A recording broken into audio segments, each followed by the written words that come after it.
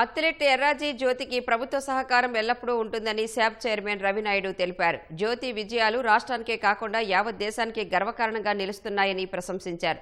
ఒలింపిక్స్లో పతకం సాధించే వరకు జ్యోతి వెన్నంటే ఉండి ప్రోత్సహిస్తామన్నారు. మట్టిలో మాణిక్యాలను వెలికితీసి సానపడుతున్నామని వెల్లడించారు.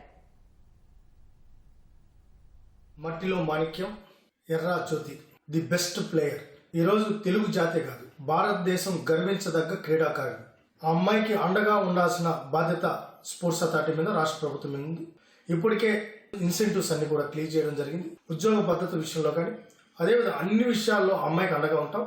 ముఖ్యమంత్రి గారు ఒకటే చెప్పారు, ఎవరైతే మన పిల్లలు బాగా రాణిస్తున్నారో వాళ్ళ విషయంలో ఒక్క నిమిషం కూడా ఆలోచించద్దండి, ఏం చేయడానికైనా సిద్ధంగా ఉండాలని చెప్పి అనేక సందర్భాల్లో చెప్పడం జరిగింది. కొంత నిధులు కూడా కేటాయించడం జరిగింది. ఇంకా ఏం కావాలన్నా కూడా అమ్మాయికి ఇవ్వడానికి రాష్ట్ర ప్రభుత్వం స్పోర్ట్స్ అథారిటీ సిద్ధంగా ఉంది. ఇది నిజంగా 100% ఈ దేశానికి ఆ అమ్మాయి ద్వారా మెడల్ వస్తుంది, ఒలింపిక్స్ మెడల్ సాధిస్తుంది.